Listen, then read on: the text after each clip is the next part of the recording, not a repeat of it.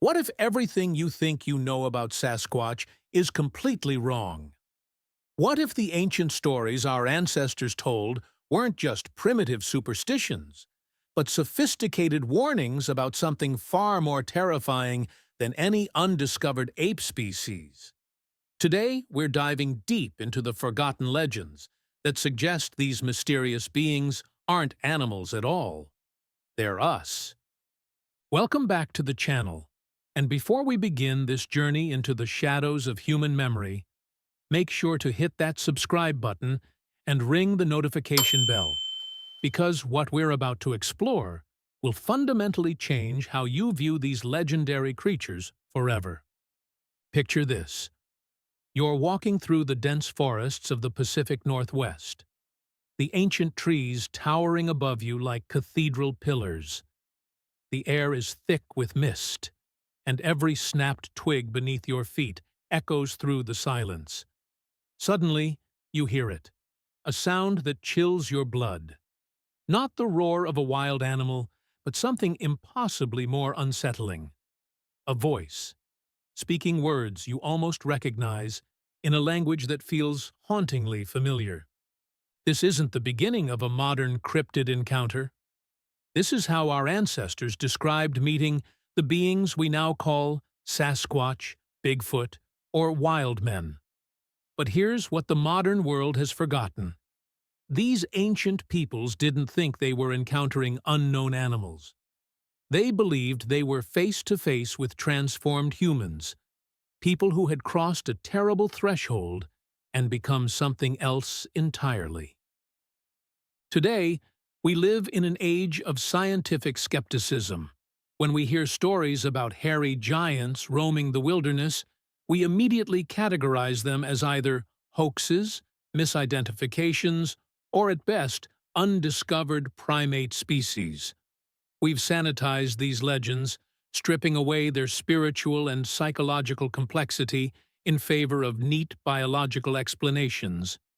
But what if our ancestors understood something about reality that we've lost? The indigenous peoples of North America held beliefs that would make your skin crawl.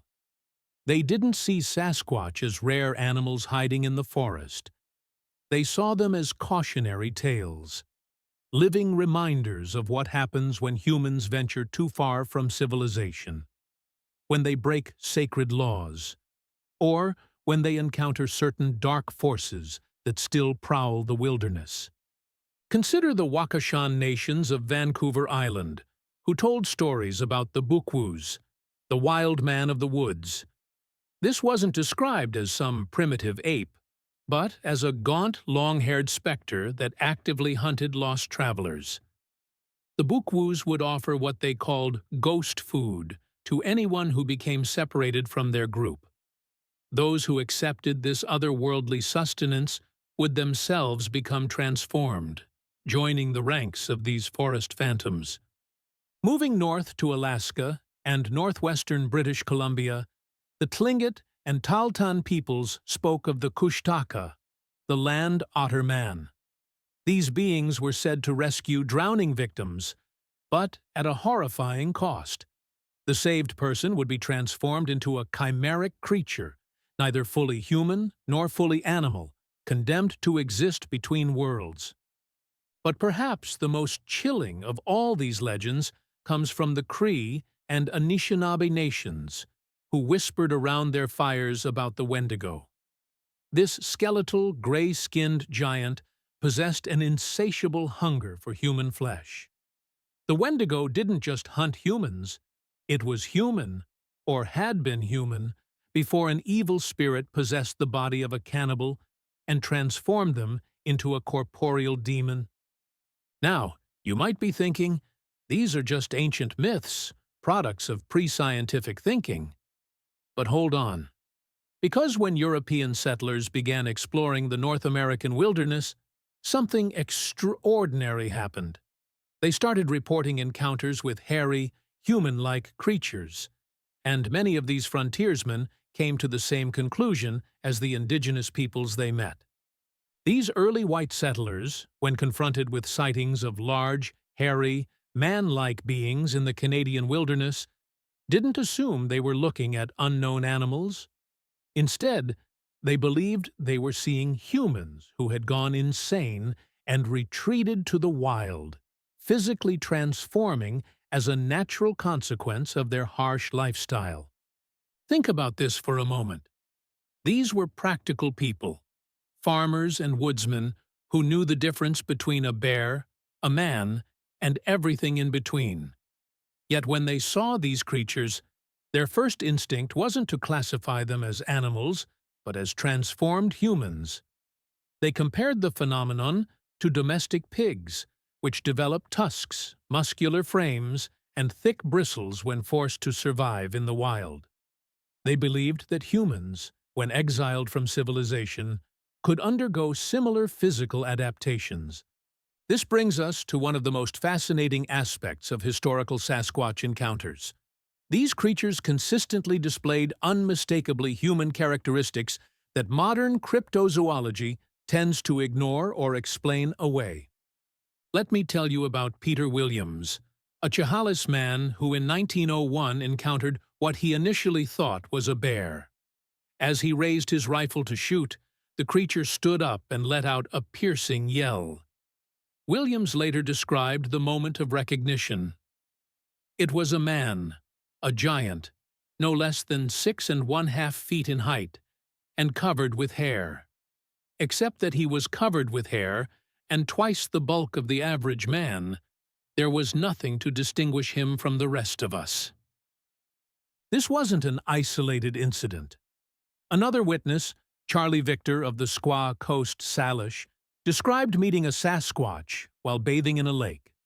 The creature's eyes were so kind-looking that Victor was about to speak to him before the being walked away into the forest. But Victor's second encounter was far more disturbing. He accidentally shot what he thought was a bear, but discovered it was actually a Caucasian boy. Moments later, a female Sasquatch appeared. And here's where the story becomes truly unsettling. This wild woman not only showed obvious distress over the wounded child, but she cursed Victor in the Lillooet tongue, a human language. Victor concluded that because the creature spoke the Douglas dialect, these creatures must be related to the Indian. Not evolved from apes, not interdimensional beings, but related to humans. The language aspect appears repeatedly in these historical accounts. Henry Napoleon, while hunting near a suspected Sasquatch cave, encountered what he first thought was a bear. When he raised his rifle, the creature spoke to me in a tongue very much like my own. The being invited Napoleon to sit and talk, explaining that Sasquatch sleep like bears during winter and live on roots, fish, and meat, just like indigenous peoples. But perhaps the most disturbing account comes from Napoleon's alleged visit to an underground Sasquatch community. The creature led him through dark tunnels to a large cave system, explaining that they lived in various caves and possessed strange medicine that made them invisible, combined with hypnotic powers. They claimed they could speak almost any indigenous language of the Northwest. These weren't descriptions of primitive animals. These were accounts of beings with complex societies, tool use, language capabilities, and what appeared to be advanced knowledge of their environment and other human cultures. The human characteristics attributed to these creatures extended far beyond language. Multiple accounts describe Sasquatch creating and maintaining fires, a uniquely human trait that separates us from all other animals. The Chehalis people claimed that campfires could sometimes be seen flickering atop Mount Morris during annual Sasquatch gatherings. Even more significantly, these beings were consistently described as wearing clothing. While most sightings involved naked creatures, the Shuswap, Thompson, and Okanagan peoples insisted that the giants of British Columbia's interior plateau often wore bear skins, deer skins, or other animal hides. The Nakani of the northern forests were frequently described wearing incomplete or strange clothing, rawhide boots, lone headscarves, or tattered garments. This brings us to one of the most controversial aspects of these historical accounts: the repeated claims of interbreeding between Sasquatch and human women. These aren't modern alien abduction fantasies. These are traditional stories that span multiple cultures and centuries. Seraphine Long, a Chehalis elder, provided a detailed account of being abducted by a young Sasquatch while gathering roots. The creature took her to a mountain cave where she met his parents, described as intelligent beings who treated her kindly but refused to let her leave. The cave was furnished with well-preserved animal skins and maintained a small fire for light. Long learned some of their language, which she noted was similar to the Douglas dialect. Long became pregnant by her captor and eventually fell ill. Her Sasquatch husband returned her to her village just in time for her to give birth, though the child only survived a few hours. This wasn't an isolated account. Similar stories appear across multiple tribes and regions, suggesting a consistent belief system rather than random folklore. The Okanagan peoples told of Steenwijken, a hairy giant who would occasionally take native women.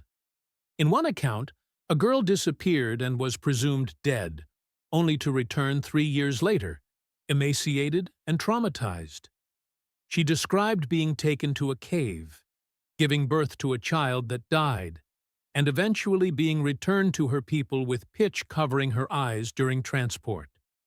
These stories share remarkably specific details across different tribes and time periods. The use of tree pitch or sap to blind captives during transport, the cave dwellings, the treatment of captives as mates rather than food, the hybrid children who rarely survive, and the eventual return of the human captives. From a modern perspective, we might dismiss these as cultural myths or psychological phenomena. But consider this: these accounts were taken seriously enough by the communities involved that they influenced behavior for generations. People modified their travel patterns, avoided certain areas, and maintained elaborate precautions based on these beliefs. As European settlement expanded, something fascinating happened. White settlers began reporting encounters that seemed to confirm these indigenous beliefs. In 1875, the Ottawa Daily Citizen published an account of a German railway worker named Martin who had gone mad and fled into the wilderness. When he was spotted years later, witnesses described a creature whose body has become thickly covered with hair like an animal of the gorilla species. This wasn't presented as a mysterious cryptid sighting, but as a known phenomenon. The article matter-of-factly described the physical transformation as a natural consequence of wild living, suggesting this was considered common knowledge rather than an extraordinary occurrence. Similar accounts appeared throughout the late 1800s and early 1900s. In 1904, 4 hunters near Horn Lake on Vancouver Island spotted a being in the form of a man who, although evidently young, had long matted hair and a beard, and was covered with hair all over the body. The local newspapers speculated that this was likely a white man or Chinese prospector who had lost his mind and taken to the wilderness. Perhaps the most explicit example of this belief system appeared in 1920, when Kingston, Ontario's weekly British Whig, reported the capture of a wild man on an island in Lake Ontario. The article described finding a huge, hairy man, clad only in the skins of wild animals and leaves, who was unable to utter a syllable of any language. The shocking twist came when the creature was identified as Ethelbert Masters, a fisherman who had disappeared 22 years earlier. The article concluded that he had survived on roots and herbs, and what game he could capture with his hands, and finally reverted to a savage state as a result of the life he was leading. This wasn't presented as science fiction or supernatural occurrence, but as a documented case of human devolution through wilderness exposure. The idea that humans could physically transform under extreme conditions was apparently accepted as scientific fact by early 20th century society. What makes these historical accounts so compelling is their consistency across cultures, time periods, and geographical regions. Whether we're looking at indigenous legends from Alaska or newspaper reports from Ontario, the same themes emerge: humans transforming through wilderness exposure, spiritual possession, or moral transgression. The transformation process itself is described with remarkable consistency. Physical changes include excessive hair growth, increased size and strength, changes in vocal capabilities, and alterations in behavior and cognition. But these beings retain enough human characteristics to speak, use tools, create fire, wear clothing, and engage in complex social behaviors. This suggests something far more unsettling than simple animal sightings. These accounts describe a liminal state, beings caught between human and animal existence, possessing the worst aspects of both. They're described as having human intelligence and cunning combined with animal strength and wildness, making them far more dangerous than either pure animal or pure human adversaries. The spiritual dimension of these transformations adds another layer of complexity. Indigenous peoples consistently attributed Sasquatch transformations to spiritual causes, evil spirits that possessed those who became lost in the wilderness or committed moral transgressions. This wasn't seen as metaphor, but as literal spiritual reality. The Wendigo tradition is particularly chilling in this regard. The transformation wasn't described as gradual physical adaptation, but as sudden spiritual possession that fundamentally altered the victim's nature. The possessed person would develop an insatiable hunger for human flesh, growing larger and more powerful as they consumed their victims. These spiritual explanations weren't primitive attempts to understand natural phenomena. They were sophisticated psychological and sociological models for understanding what happens when humans become disconnected from their communities and moral frameworks. The Sasquatch served as a warning about the consequences of isolation, moral transgression, and separation from civilized society. But here's what makes these historical accounts truly disturbing. They suggest that the transformation might be reversible in some cases, but only under specific conditions. Some stories describe individuals who were recovered from their wild state and slowly restored to humanity through ritual intervention or community support. This implies that the line between human and Sasquatch isn't fixed. It's permeable. Under the right conditions, any of us might cross that threshold. And under the right conditions, those who have crossed might find their way back. The question that haunts me as I research these accounts is this: what if our ancestors were observing something that we've lost the ability to see? What if our scientific worldview, for all its benefits, has blinded us to aspects of reality that previous generations understood intuitively? Consider the psychological research on feral children, humans who grow up in isolation from human society. These individuals often display characteristics that parallel Sasquatch descriptions: difficulty with language, altered physical development, unusual strength and agility, and behaviors that seem more animal than human. Modern cases like Jeannie, the girl who was isolated for the first 13 years of her life, demonstrate that humans can indeed undergo radical psychological and physical changes when deprived of normal social contact. While these transformations don't typically include excessive hair growth, they do involve fundamental alterations in cognition, behavior, and social capabilities. What if the historical accounts we've been examining represent extreme cases of this phenomenon? What if some humans, when subjected to prolonged wilderness exposure, severe trauma, or complete social isolation, undergo transformations that are more dramatic than modern science recognizes? The hair growth aspect, which seems most fantastical, might not be as impossible as we assume. Medical conditions like hypertrichosis can cause excessive hair growth, and extreme stress can trigger various hormonal changes that affect physical appearance. Environmental factors, dietary changes, and prolonged exposure to harsh conditions could potentially trigger physiological adaptations that we don't fully understand.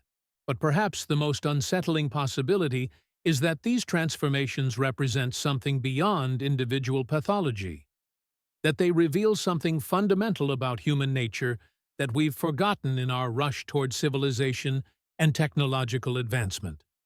The consistent themes across these accounts suggest systematic knowledge rather than random folklore. The specific details about transformation triggers, the predictable physical and behavioral changes, the social dynamics of transformed communities, and the conditions for potential reversal all point to accumulated observations rather than pure imagination. What if our ancestors were documenting a real phenomenon that we've lost the ability to recognize because our worldview no longer accommodates such possibilities? What if Sasquatch represents not an unknown species, but a forgotten aspect of human potential, a shadow side of our nature that emerges under specific extreme conditions? This interpretation doesn't require us to believe in supernatural explanations, but it does challenge our assumptions about the fixed nature of human identity and the clear boundaries between civilization and wildness, between human and animal nature. The modern Sasquatch research community has largely abandoned these historical perspectives in favor of approaches borrowed from mainstream zoology and anthropology. Investigators look for physical evidence, footprints, hair samples, photographic documentation that would prove the existence of an unknown primate species. But what if this scientific approach is fundamentally missing the point? What if Sasquatch encounters aren't about discovering new animals, but about confronting aspects of human nature that we've repressed or forgotten? What if these beings appear at the margins of our civilized world not as external creatures, but as projections of our own deepest fears about what we might become? The historical accounts suggest that Sasquatch encounters occur most frequently at moments of transition or crisis, when individuals are lost, isolated, traumatized, or separated from their communities. These are precisely the conditions that, according to psychological research, make humans most vulnerable to radical personality changes and behavioral regression. Perhaps what our ancestors called spiritual possession or transformation, we might now understand as extreme dissociative states, severe PTSD, or psychotic breaks triggered by environmental stressors. The resulting behavioral changes could indeed make individuals appear to be something other than human, especially when combined with the physical effects of prolonged wilderness survival. But this psychological interpretation doesn't fully account for the consistency of physical descriptions across different witnesses and time periods. The specific details about height, hair distribution, facial features, and body proportions suggest that something more than mental illness might be involved. Recent advances in epigenetics have shown that environmental stresses can trigger rapid changes in gene expression, potentially affecting physical characteristics within a single generation. Extreme conditions might activate dormant genetic programs that produce unexpected physical adaptations. Additionally, research on neuroplasticity has demonstrated that the human brain is far more adaptable than previously believed. Prolonged exposure to wilderness conditions, combined with the elimination of modern cognitive demands, might trigger neurological changes that fundamentally alter consciousness and behavior. The hybrid offspring described in historical accounts present another puzzle. If Sasquatch are transformed humans rather than separate species, why would their children with normal humans have survival difficulties? This could suggest that the transformation process involves genetic or epigenetic changes that make reproduction problematic, or it might reflect the extreme stress conditions under which these encounters occurred. Alternatively, the high mortality rate of hybrid children might reflect the inability of transformed individuals to provide appropriate care for offspring, or the rejection of these children by human communities that viewed them as tainted or cursed. The clothing and tool use consistently attributed to Sasquatch in historical accounts strongly supports the human transformation hypothesis.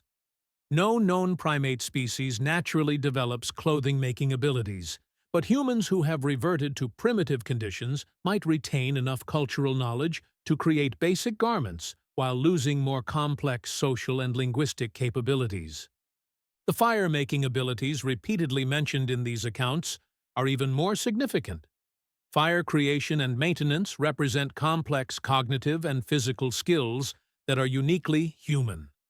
The fact that Sasquatch were consistently described as using fire suggests retention of specifically human knowledge, even after other transformations had occurred. Perhaps most compelling are the linguistic abilities described in many encounters. The capacity to speak human languages, even if imperfectly, indicates cognitive capabilities that no known animal possesses. This isn't simple mimicry, but complex communication involving syntax, vocabulary, and conceptual understanding. The multilingual abilities attributed to some Sasquatch communities suggest even more sophisticated cognitive retention. The claim that these beings could speak multiple indigenous languages implies not just maintained intelligence, but active learning and cultural exchange. These linguistic capabilities strongly argue against the ape hypothesis that dominates modern Sasquatch research.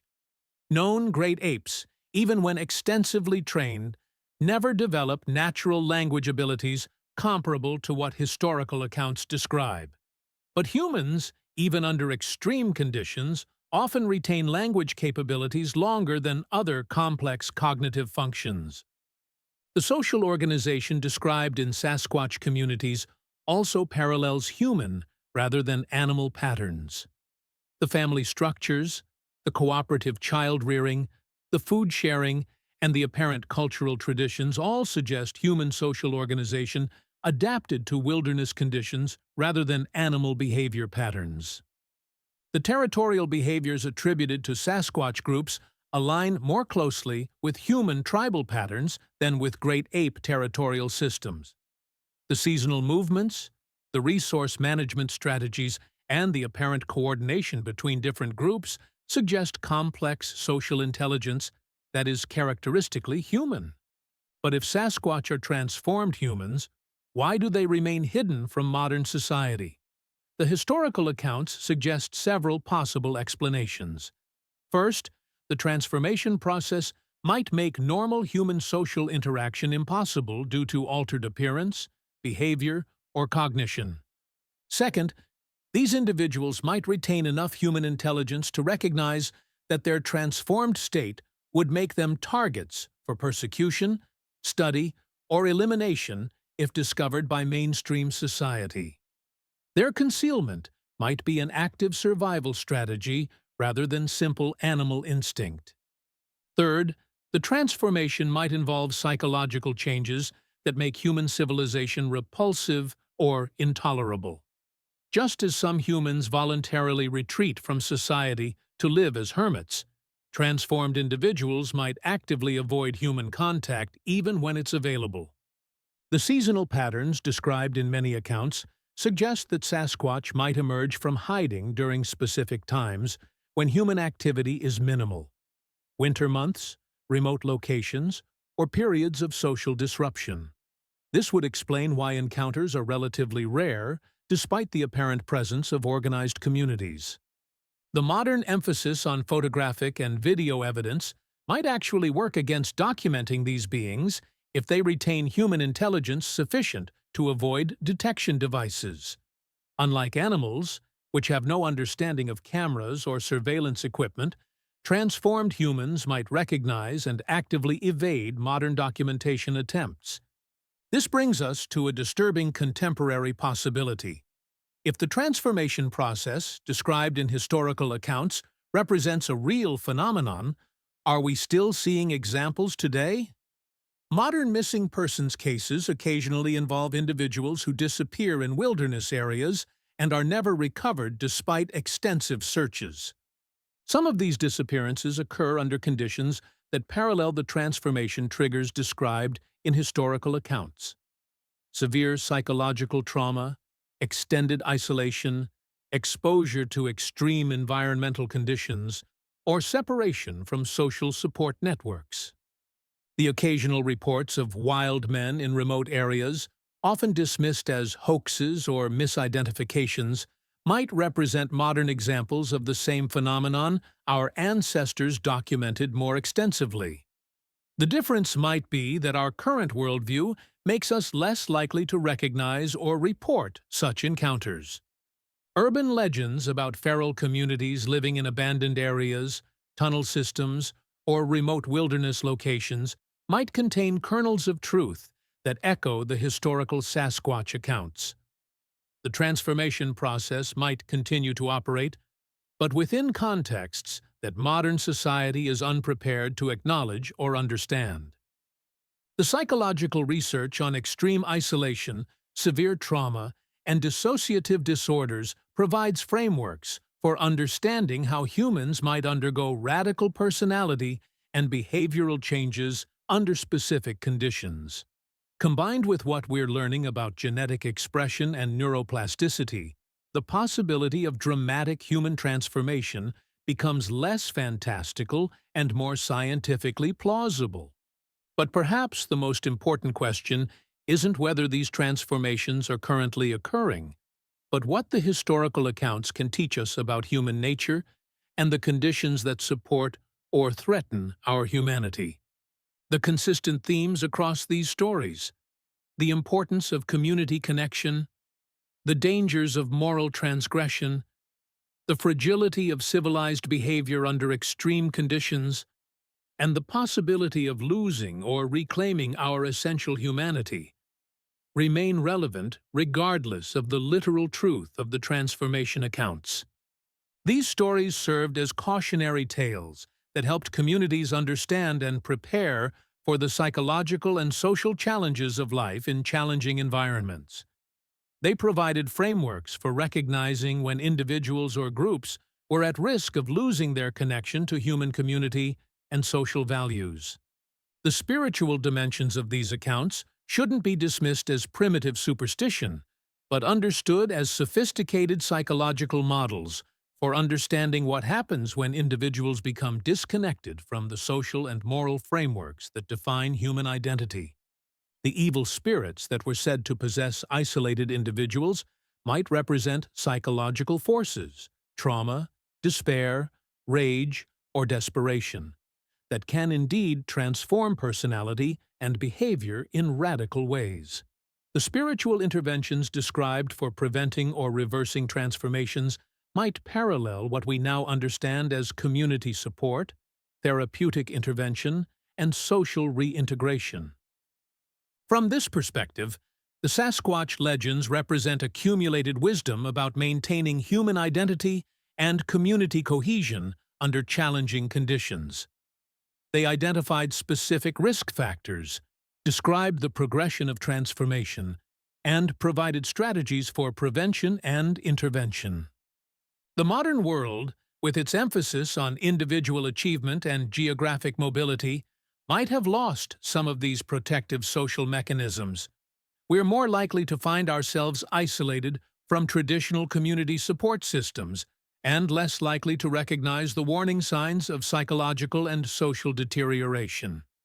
The increasing reports of various forms of social alienation, extreme ideological transformation, and withdrawal from mainstream society might represent modern versions of the same underlying phenomena that our ancestors described as Sasquatch transformation. The Internet age has created new forms of isolation and new communities organized around extreme beliefs or behaviors. Online spaces can become echo chambers that reinforce and amplify psychological changes in ways that parallel the isolation described in historical transformation accounts. Individuals who become completely absorbed in virtual worlds, conspiracy theories, or extreme ideological communities might undergo psychological changes that fundamentally alter their relationship to mainstream human society. While they might not develop physical changes like excessive hair growth, they can become effectively alien to normal human social interaction. The key insight from the historical accounts might be that human identity is far more fragile and conditional than we typically assume. Our sense of self, our social capabilities, and our connection to human community depend on maintaining specific conditions and avoiding specific triggers. When those conditions are disrupted, or when we encounter certain psychological or environmental stressors, we might undergo changes that are more radical than we imagine possible. The transformation might not be into literal monsters, but into psychological states that are effectively inhuman in their disconnection from normal social and moral frameworks. Understanding this vulnerability doesn't require believing in supernatural explanations, but it does require acknowledging that human nature is more complex and conditional than our modern worldview typically admits. The historical Sasquatch accounts provide detailed observations of this process, offering both warnings about the conditions that trigger transformation and guidance about the community responses that might prevent or reverse it. Whether or not hair-covered giants currently roam the wilderness, the wisdom embedded in these stories about maintaining human identity and community connection remains profoundly relevant to our contemporary challenges. The real question isn't whether Sasquatch exists as a physical creature, but whether we're prepared to recognize and respond to the ongoing processes of human transformation that continue to operate in our modern world. As we wrap up this journey into the forgotten depths of human memory and possibility, we're left with questions that challenge everything we think we know about the boundaries of human nature and the stability of our own identities. The historical accounts we've examined paint a picture that's simultaneously more mundane and more terrifying than modern cryptid mythology. They suggest that the monsters lurking at the edges of civilization might not be unknown animals or interdimensional beings, but ourselves, transformed by conditions and circumstances that remain possible in our contemporary world. These stories force us to confront uncomfortable questions about the nature of humanity itself. Are we as different from our animal origins as we like to believe? How much of our civilized behavior depends on social conditions that we take for granted? What happens to human identity when those conditions are removed? The transformation accounts describe a process that strips away the superficial layers of civilization to reveal something more primitive and potentially more honest about human nature. The resulting beings retain enough human intelligence to be cunning and dangerous, but lose enough human empathy and social connection to become genuinely monstrous. Perhaps this is why these stories have persisted across cultures and centuries, because they reveal truths about human potential that we're reluctant to acknowledge directly. They allow us to explore our deepest fears about what we might become while maintaining enough distance to avoid direct confrontation with these possibilities. The fact that our modern world has largely forgotten these perspectives might itself be significant. Our scientific worldview has given us tremendous power to understand and manipulate the natural world, but it might have blinded us to aspects of human nature that previous generations understood more clearly. We've become so focused on external threats and technological solutions that we've lost sight of the internal and social conditions that maintain our humanity. We assume that our civilized nature is permanent and stable, rather than recognizing it as an ongoing achievement that requires constant maintenance and community support. The historical accounts suggest that this assumption is dangerous. They warn us that human identity is more fragile than we believe, and that the conditions for transformation are more common than we imagine. Whether or not we ever encounter literal Sasquatch, we will certainly encounter the psychological and social forces that these stories describe. We will face isolation, trauma, moral challenges, and environmental stressors that test our connection to human community and values. The wisdom embedded in these ancient accounts provides frameworks for recognizing these challenges and developing strategies for maintaining our essential humanity even under extreme conditions. In the end, the legend of Sasquatch might be less about discovering unknown creatures in the wilderness and more about rediscovering forgotten aspects of ourselves. The real monsters might not be lurking in the forests, but hiding in the shadow corners of human potential, waiting for the right conditions to emerge. And perhaps the most important question we can ask isn't whether Sasquatch is real, but whether we're prepared to recognize and respond to the ongoing processes of transformation that continue to shape human identity in our rapidly changing world. The next time you hear a story about mysterious creatures in the wilderness, or read about someone who has disappeared without explanation, or encounter individuals who seem to have lost their connection to normal human society, remember these ancient warnings about the fragility of human identity and the conditions that support or threaten our essential humanity. Because in a world where traditional communities are fragmenting, where individuals can disappear into virtual realities or extreme ideologies, where environmental and social stresses are increasing, the ancient wisdom about transformation and the maintenance of human identity might be more relevant than ever. The real question isn't whether monsters exist, but whether we'll recognize them when we see them, especially when we look in the mirror. What do you think about these ancient perspectives on human transformation? Have we lost something important in our rush toward scientific explanations? Or are these just primitive attempts to understand phenomena that we now explain better? Share your thoughts in the comments below, and let me know what other forgotten mysteries you'd like us to explore together.